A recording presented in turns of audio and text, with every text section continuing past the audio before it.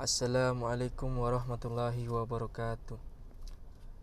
Perkenalkan, saya Gunawan Amiruddin, mahasiswa Universitas Islam Negeri Fatmawati Soekarno, akan menerangkan tokoh Islam ataupun tokoh ekonomi pemikiran Islam yang bernama Imam Al-Ghazali.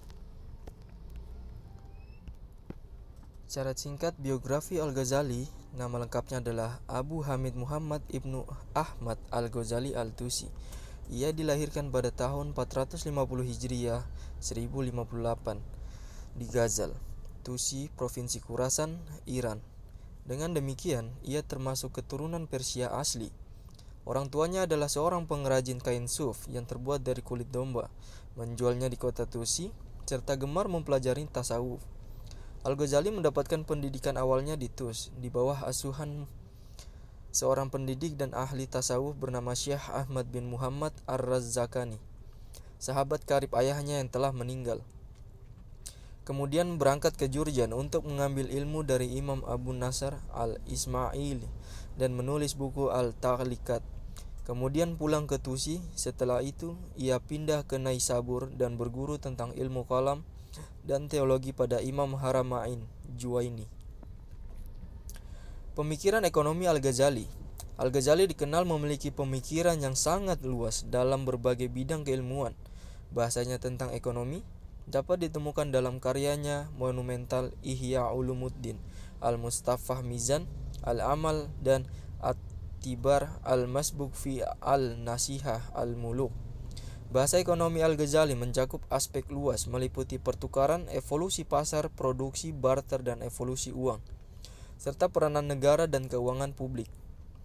Secara umum, sosioekonomi Al-Ghazali berakar dari sebuah konsep fungsi kesejahteraan sosial Islam.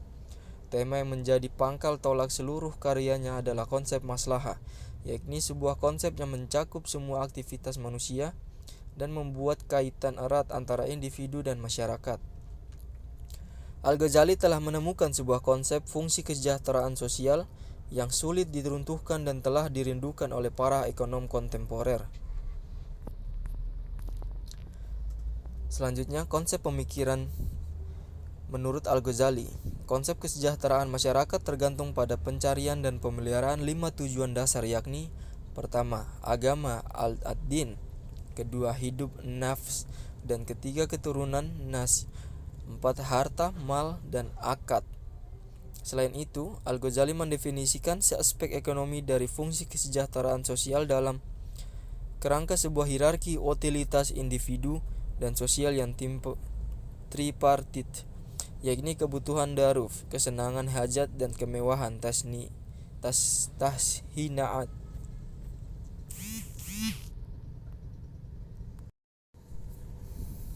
Selanjutnya, hasil teori Al-Ghazali pertama yaitu pertukaran sukarela dan evolusi pasar.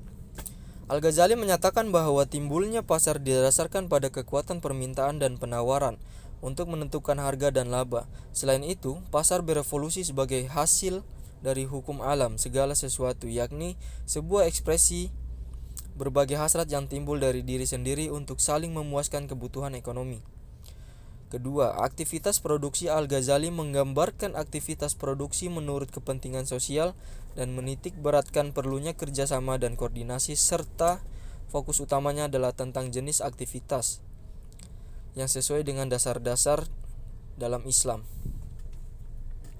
Karenanya, Islam mengajarkan umatnya untuk mendahulukan kepentingan ekonomi dan akhlak.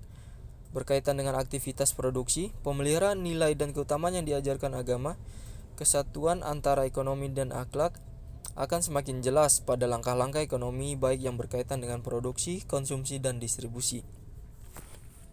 Ketiga, produksi barang kebutuhan dasar sebagai kewajiban sosial. Al-Ghazali menganggap bahwa kerja sebagai bagian dari ibadah seseorang. Bahkan produksi barang-barang kebutuhan dasar sebagai kewajiban sosial. Hal ini memproduksi barang-barang tersebut dalam jumlah yang mencukupi kebutuhan masyarakat. Maka kewajiban seluruh masyarakat telah terpenuhi.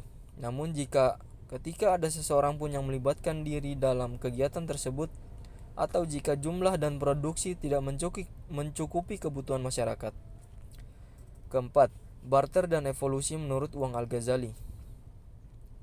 Salah satu penemuan terpenting dalam perekonomian adalah uang. Uang mengatasi permasalahan yang timbul dari suatu pertukaran barter. Bahkan Al-Ghazali menyatakan tentang signifikan uang, yaitu penciptaan dirham dan dinar atau koin emas dan perak adalah salah satu dari karunia Allah. Kelima, peranan negara dan keuangan publik. Menurut Al-Ghazali, negara adalah lembaga yang penting. Tidak hanya berjalan aktivitas ekonomi dari suatu masyarakat dengan baik, tetapi juga memenuhi kewajiban sosial sebagaimana yang telah diaturkan oleh wahyu.